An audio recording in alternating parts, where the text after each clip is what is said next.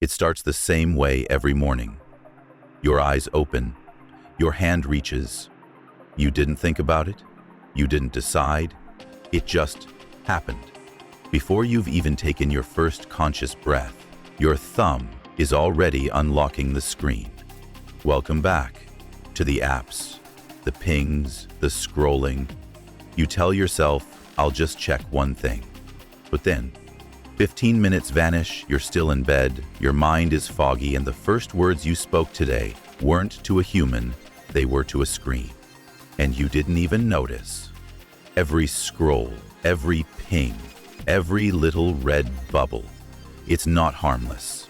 It's a chemical hit, a reward, a digital sugar rush for your brain. That little dose of dopamine is the reason you keep coming back. But here's the kicker. Your brain wasn't built for this. Not for hundreds of notifications a day, not for an endless feed of perfect bodies, dream vacations, breaking news, drama, ads, likes, and comments. Every time you check your phone, you feed the loop. But over time, the loop feeds on you. And then something shifts. You try to work, but your focus is gone. You try to relax, but you're restless. You try to sleep, but your brain's still spinning from the glow of the screen. You aren't lazy. You're not broken. You're addicted. I didn't realize how far it had gone until one evening, over dinner. Family night. Everyone sitting at the table. My sister was telling a story. Her face lit up, eyes sparkling. It was about her art project or something she was proud of. And I was scrolling under the table. I didn't think anyone noticed, but she stopped talking, paused, then quietly said, "It's okay, you're probably busy." That wrecked me, not because she was mad, but because she was used to it. I was there, but I wasn't. I was alive, but somewhere else. That night, I didn't just feel guilt, I felt grief. I was losing moments I could never get back. The numb zone. Digital addiction doesn't scream, it whispers. It convinces you that it's just a break, just a tool, just a little fun. But slowly, silently, it steals your drive, your joy, your spark. You used to love walking, reading, drawing, journaling, laughing with friends. Now, they all feel like a chore, because your brain has been rewired to crave constant stimulation. Boredom now feels like pain. Silence feels suffocating. So you scroll. But the more you scroll, the more you shrink. That dinner was my wake-up call. I needed a reset, a hard one. So I did something terrifying. I turned my phone off. For 24 hours. No social media, no texts, no screens. The first few hours, brutal. I felt twitchy, jumpy, restless. My fingers kept reaching for a phone that wasn't there, like some ghost limb. But then, something strange happened. I heard the birds outside. I noticed how the light spilled through my window. I took a walk. No music, no podcast, just me. I felt bored, and then peaceful.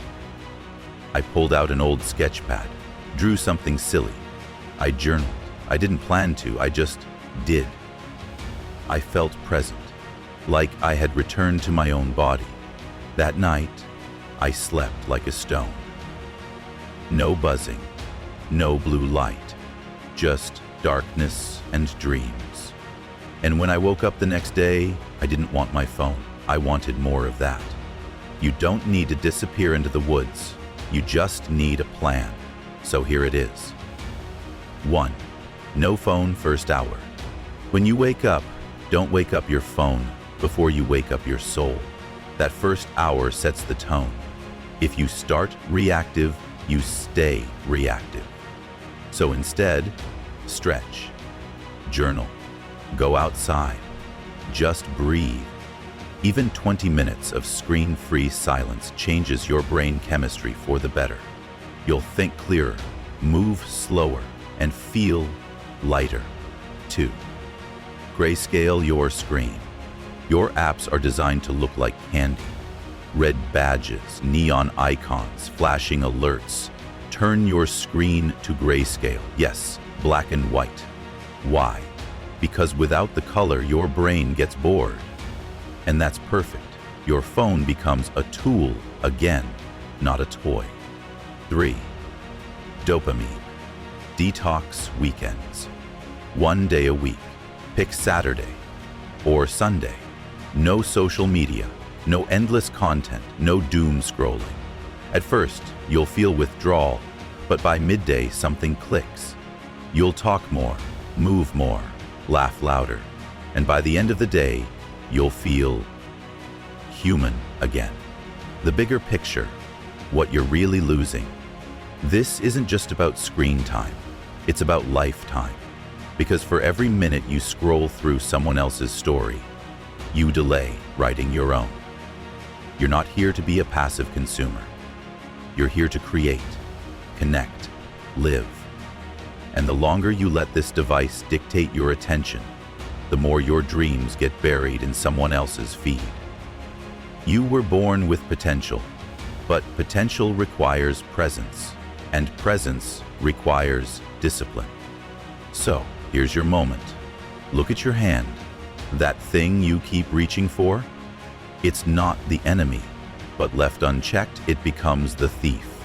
Not of your data, of your days, of your direction, of your depth. But you can stop it. Today, right now, turn the screen off, look up, take one step back into your life. Because the truth is simple. Scroll less, live more.